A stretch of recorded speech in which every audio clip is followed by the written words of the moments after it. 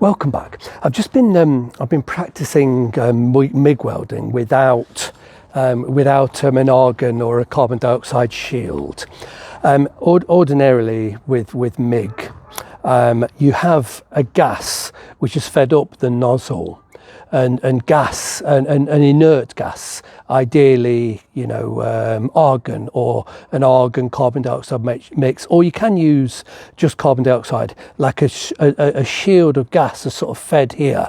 So when the filler wire comes through and the arc takes place, there's the gas is surrounded, completely inert. Without that gas, it sort of spatters, and you can't control it. Just certain properties in the air around there, they sort of seem to burn off like a firework. It's pretty awful. So you do need the gas shield.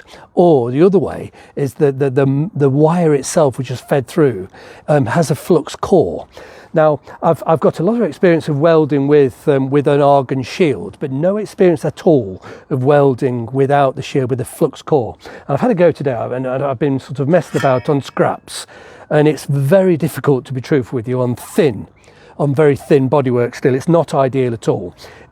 It's a much hotter weld than if you're just using MIG with a shield gas. It just doesn't create so much heat. It seems to, I'm not sure, that it's kind of, it looks the same, you get the same amount of sparking and flashing, but you very easily blow holes in the very thin gauge with the flux core. With an argon shield, you can control that, and once you get experience, you don't blow holes in here.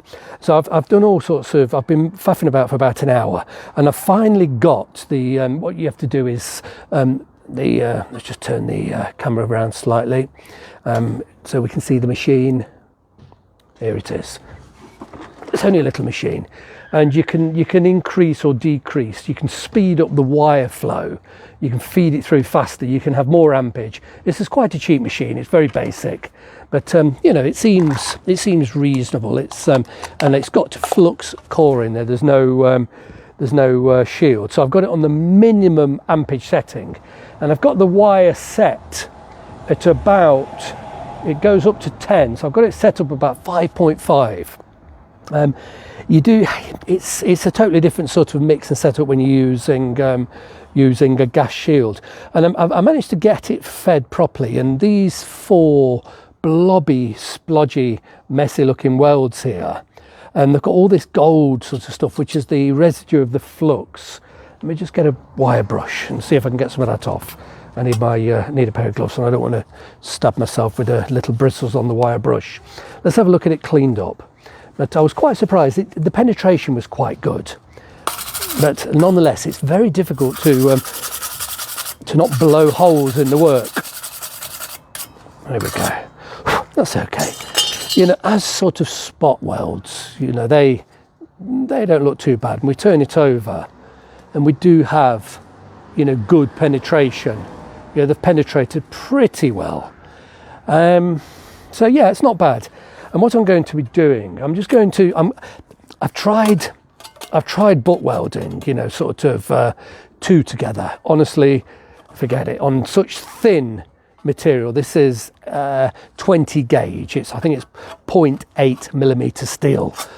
Trying to do a butt weld is very, very, very difficult. It has to, normally when you're MIG welding a butt, you leave about 0.5 millimeter of a gap, so you can just sort of see light through it.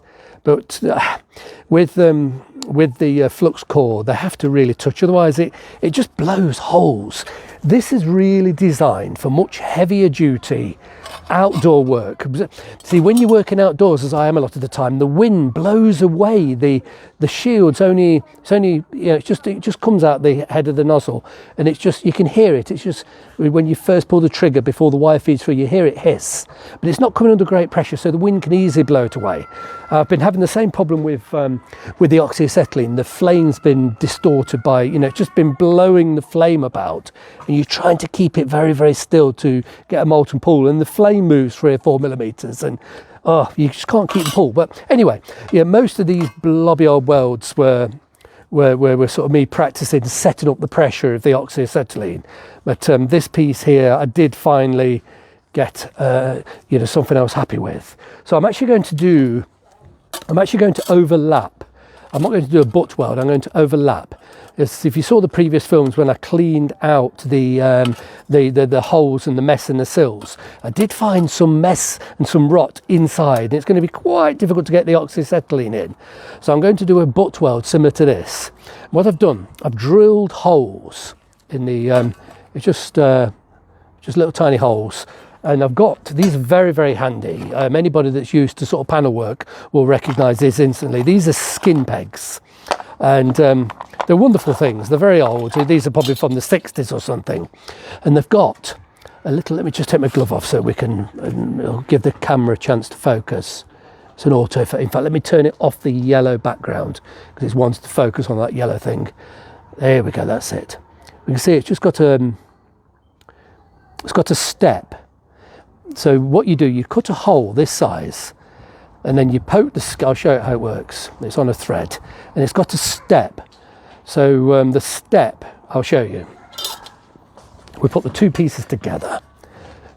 And these are great, you know, for holding tension. If you're trying to, you know, when you're trying to build panels from scratch, you generally build them as a patchwork, and you screw them all together with skin pegs. So this skin peg goes straight through that hole, through the second hole, and then the little lip sits on the edge, and then you can screw it down.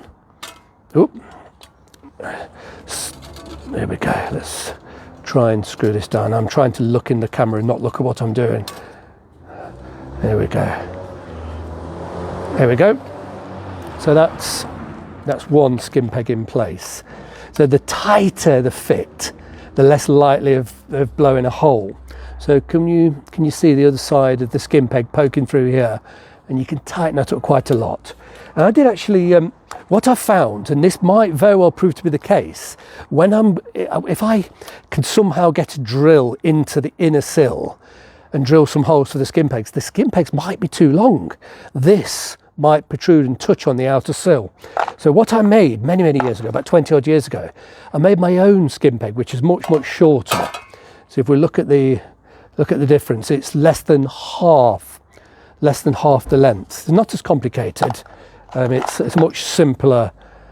And all I did, I took a piece of very thin bar, and I turned these on a lathe, threaded them. That end was screwed on and welded, and I put a thread. Let's just bring it in very closely. There's a thread on here, so this threads up and down, and then I just put them in a vise and I bent that over, and just filed this bit here flat. So it works very successfully. Let me just pop one of my skin pegs in as well. These are traditional skin pegs that you would buy from wherever. I'm not sure who sells them now. Actually, they're so old-fashioned. But this skin peg that I made works in a very similar way. Goes all the way through. You can just see it wriggling about here, look. And then tighten it up, and it works exactly the same way. There we go, turn that quite tight. So my skin peg works, and it's not very tall. This one's rather tall, and it very well might foul. I would imagine these will be the skin pegs I'll be using on the inner sills. So let's just put a couple more in. Doesn't matter which. A skin peg's a skin peg. It really doesn't matter whether it's one of mine or one of the ones that I've had them for so long. I can't actually remember where I bought them from. It's possible I bought them from somebody that was retiring and selling all of his tools. I think that's the most likely. But I've had them so long I really can't remember. Let's the hole's not quite 100% central, so mine might work better. So here we go. Yes, it does. There we go. Let's just tighten that up. So because I've got this very, very tight, here we go. That's it. Excuse me fiddling about. I'm, as usual, messing about in the street, grovelling about on the pavement. Here we go. That one very, very tight. Get this one tight. Get that one tight. And let's just pop this finer one in. I'll use one of the more traditional types, if it will go in. No, it won't. Oh well, I'll use one of mine then. Let's use this one. There we go. So obviously, if you're working blind, you can't get and hold it on the back. Whoops, just dropped that. So I've actually, I keep dropping it. Oh dear, I've got pins and needles in my feet. I'm on my hands and knees. So if you're working blind, you know, if you can't get to the back to hold that, you can hold this and turn that. So let's try and do it that way. Bit of a fiddle, but anyway, that's it.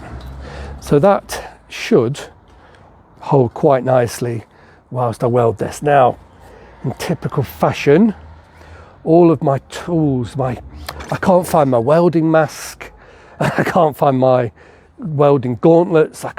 I'm really struggling with my tools, if I'm truthful with you. I'm going to try, because I'm doing it deliberately on my hands and knees. It's very uncomfortable down here, and the weld that I'll be doing is low down, on my hands and knees, and it's at this angle. It's not at that angle, because welding at this angle and this angle, it's very different. It's just a different. It's just you use you hold the trigger at a different angle. You might even have slightly different ampage. But now then, so I need to put the return on. Turn on the welder. I've got a pair of goggles which are not really good enough. These are for oxy-acetylene. I just can't find my welding glasses there, my welding helmet. I need to find it. This is the problem when you don't have a shed. Everything gets stuffed in bags and boxes and piled up. So I've got one glove on which is not really fitting, another glove which is not, so I'll keep this hand out of the way. I'm just going to I'm just going to sort of spray and hope. I'm going to have to squint my eyes. I can't actually watch what I'm doing. So let's see what happens here.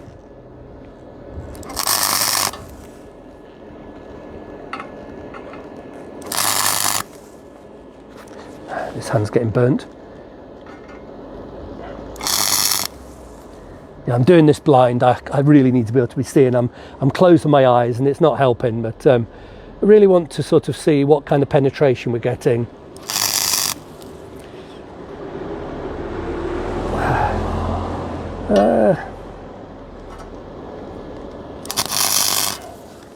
Right, turn the welder off, get the glasses off. Not that they're any good to me. I was just closing my eyes entirely. It's impossible to see through those things. It's MIG welding and oxy-acetylene welding are totally different. No, I just want to see what kind of have we got. Yes, we got some penetration. Yeah, these round dots here. Yeah, we've got penetration. That's okay. Not bad, not bad. Little dots. The problem is if I just sort of, and I'll do this. This is the technique I'm going to use in the inner sill, and I'll do a series of dots. I'm not just going to run a bead of weld right across here. It would distort to hell. I'm just going to I'll dot one little, just like you just see me, then dot another, then dot this one, then perhaps come back to that one and dot next to it, and then go to, just moving about. So a series of dots. It'll be a blobby mess, but it shouldn't distort too badly. And we can see we've actually got reasonable penetration, certainly good enough. But I can actually take the skin pegs off now. That's not a problem. Just pop these things out. There we go. We don't need the skin pegs anymore.